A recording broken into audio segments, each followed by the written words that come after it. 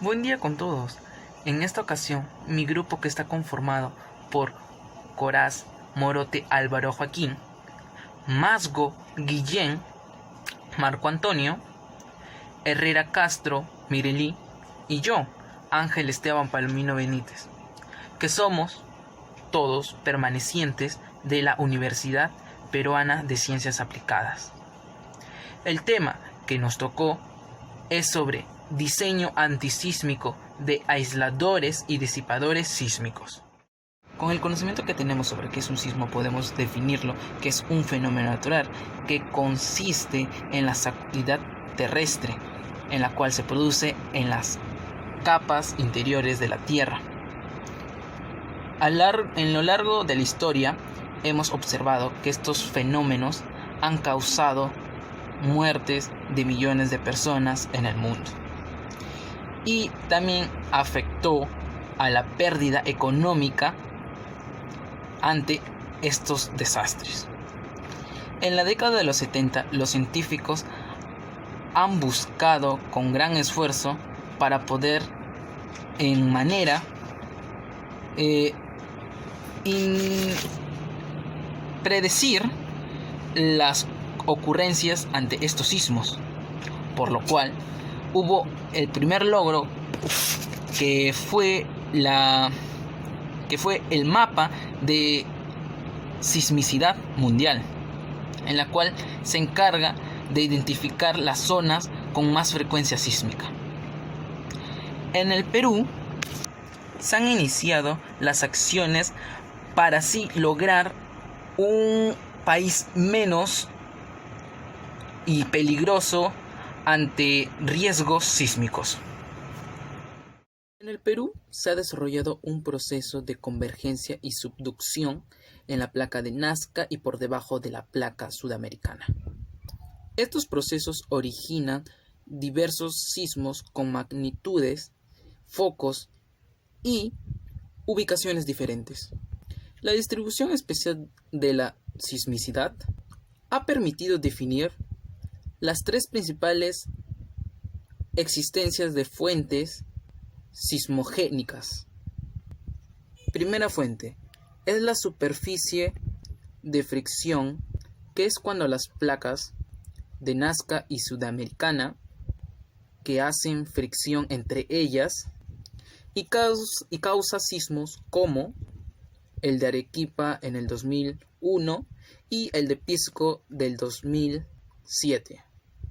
En la segunda fuente es la deformación de la corteza continental con la presencia de fallas geológicas de diversas geometrías y dimensiones. El más reciente es el que ocurrió en San Martín en 1991. La tercera fuente es la agrupación de los sismos de la deformación interna de la placa de Nazca, por ejemplo, lo que ocurrió en el 2005 en Yurimaguas. Historia de los sistemas de protección sísmica. Ya han pasado 500 años desde que se comenzó el estudio de los conceptos de la disipación sísmica de energía. En 1885, el profesor ingeniero de la ciudad de Tokio, John Mill, en un experimento simuló la radiación basal de una edificación. Sin embargo, no tuvo éxito, ya que ante cada viento sufría serios problemas, así que realizó varios intentos hasta que obtuvo un buen resultado. En 1980 ya se habían planificado edificaciones con sistemas de viento basal en Japón, y durante los siguientes años aumentó el número de edificios construidos con aislamiento en la base. En Estados Unidos, el primer edificio que se diseñó con aisladores fue el Community Laws and Justice Center, que fue concluido en 1985 en Los Ángeles, que contó con aisladores elaborados a base de caucho. En 1969 se construyó uno de los primeros edificios con amortiguadores viscoelásticos, las Torres Gemelas.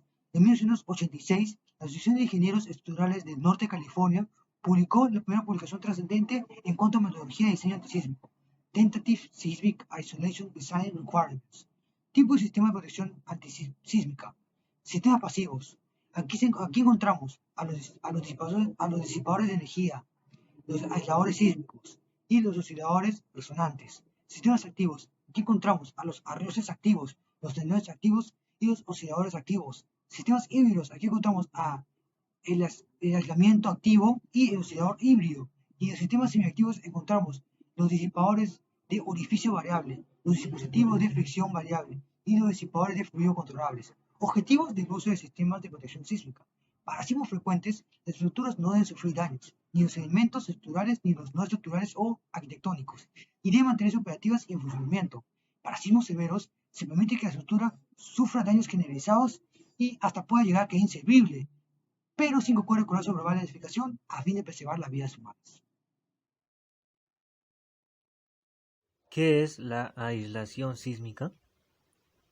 El diseño de estructuras con aislación sísmica se fundamenta en el principio de separar la superestructura de los movimientos del suelo o la subestructura a través de elementos flexibles en la dirección horizontal, generalmente ubicados entre la estructura y su fundación o a nivel del cielo del subterráneo. En algunos casos se emplea en los pisos superiores. Ahora, ¿qué son los aisladores? Básicamente los aisladores son elementos estructurales flexibles en dirección horizontal y muy rígidos en la dirección vertical. Ahora, ¿cuál es la función de un aislador? Bueno, los aisladores sísmicos son concebidos e instalados para que los movimientos horizontales de la fundación generados por el sismo no sean transmitidos a la estructura. Los aisladores no son diseñados, en general, para aislar movimientos verticales. Y esto es debido a dos causas. La primera es que las vibraciones verticales producidas por los sismos son generalmente menores que las horizontales. La segunda razón es que las estructuras, dado que deben resistir las cargas gravitacionales, son diseñadas con gran rigidez y resistencia a cargas verticales. Ahora voy a hablar sobre los principales tipos de aisladores sísmicos. El primer aislador del que voy a hablar se llama aislador elastomérico con núcleo de plomo.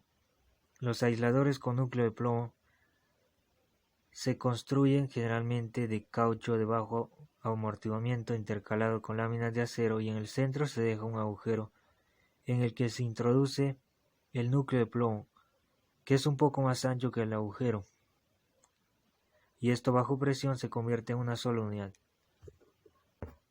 El siguiente aislador del que voy a hablar se llama aislador elastomérico de caucho de alto amortiguamiento.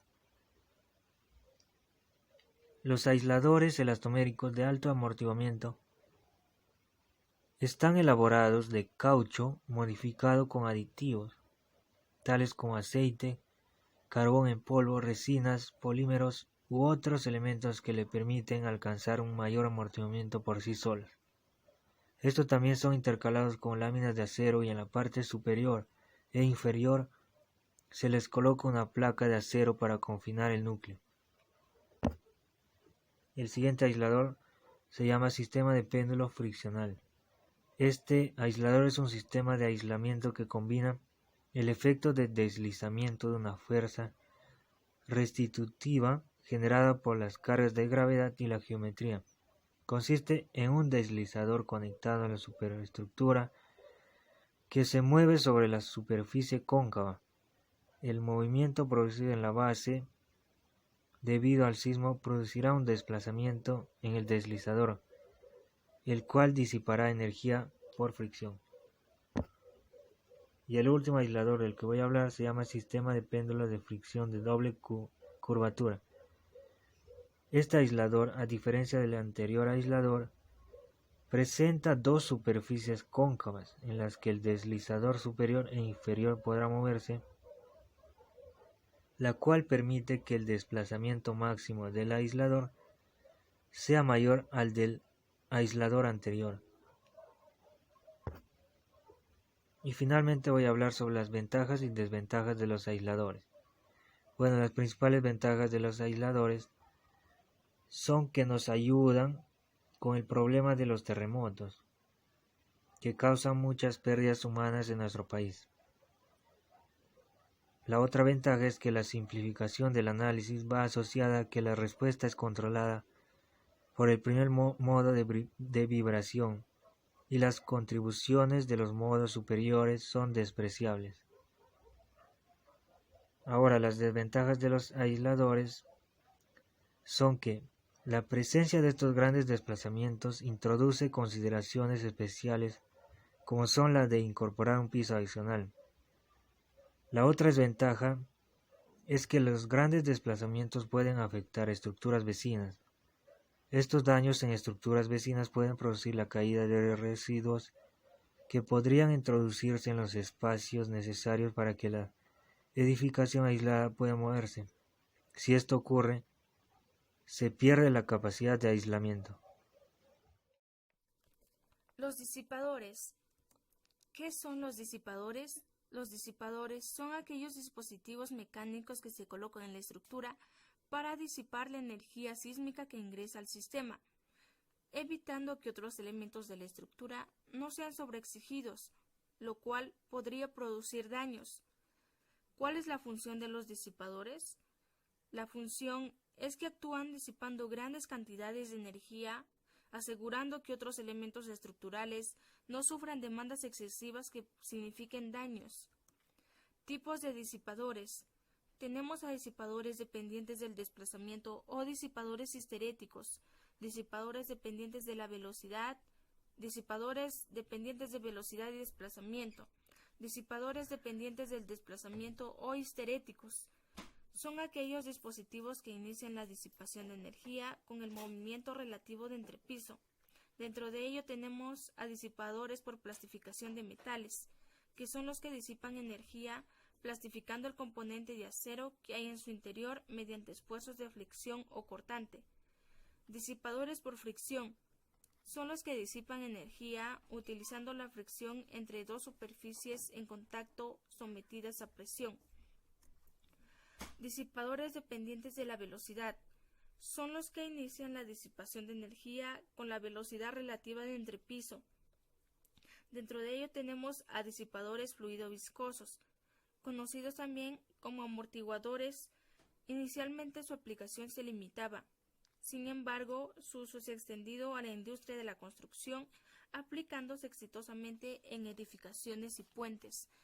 Sin embargo, en años recientes, su uso se ha extendido y más adelante se detalla su funcionamiento. Disipadores dependientes de velocidad y desplazamiento. Tenemos a disipadores viscoelásticos. Estos dispositivos son capaces de iniciar su acción al menor desplazamiento y o velocidad. Gracias al periodo de vibración del dispositivo, es prácticamente invariable. Ejemplos de uso de disipadores en edificaciones. Tenemos a la torre de aeropuerto Jorge Chávez haciendo el uso del disipador fluido viscoso y su número de dispositivos es de 56. Edificio Banco de la Nación también hace uso del disipador fluido viscoso, su número de dispositivo es de 16 y su inversión es de 412 millones de soles. Ventajas de los disipadores. Estos permiten la reducción de la demanda sísmica en la estructura principal y concentración del daño. Asimismo, en el caso de los dispositivos que resultan dañados después de un sismo, estos sean reemplazables para que la estructura recupere su funcionalidad en poco tiempo. Reduce los esfuerzos y deformaciones de las estructuras, no solo en elementos estructurales, sino también en elementos no estructurales y en contenidos almacenados o bienes existentes dentro de las edificaciones. Desventajas de los disipadores. Después de la ocurrencia del sismo, las estructuras quedan con deformaciones remanentes que pueden dificultar las labores de recuperación del funcionamiento de la estructura después del sismo. Además, después de un terremoto importante, algunos disipadores deberán ser sustituidos o reparados, lo que introduce costos que deben ser considerados por los diseñadores. Conclusiones. A lo largo de la historia, el hombre siempre buscó formas de defender sus edificaciones ante fenómenos naturales, como los sismos, y en ese continuo de investigación se crearon los aisladores, disipadores, etc. Actualmente, los sistemas más reconocidos y mayor uso son los disipadores y los aisladores, y cada uno cumple con una respectiva función y sobre todo van de acuerdo a la edificación. Recomendaciones. El uso de aisladores en edificaciones con periodo corto tiene mejores resultados, mientras que los disipadores tienen mejor desempeño en edificaciones con periodos altos o moderados. Al respecto del factor económico, a pesar de que los disipadores de fricción son los más baratos, se recomienda el uso de aisladores elastoméricos, ya que no están muy caros y cumplen con su función con buenos resultados. Además, los disipadores de fricción deben contar con una calidad 100% garantizada, ya que hay evidencia de que esto no siempre se cumple. Es recomendado el uso de aisladores antes que los disipadores por el hecho de que después de un sismo intermedio, a cabo de un rato, el edificio puede volver a funcionalidad, mientras que en el uso si usamos ese edificio con disipadores, es muy probable que haya daños en la estructura y sobre todo los disipadores quedarían inservibles y se tendrían que cambiar. Muchas gracias, profesor.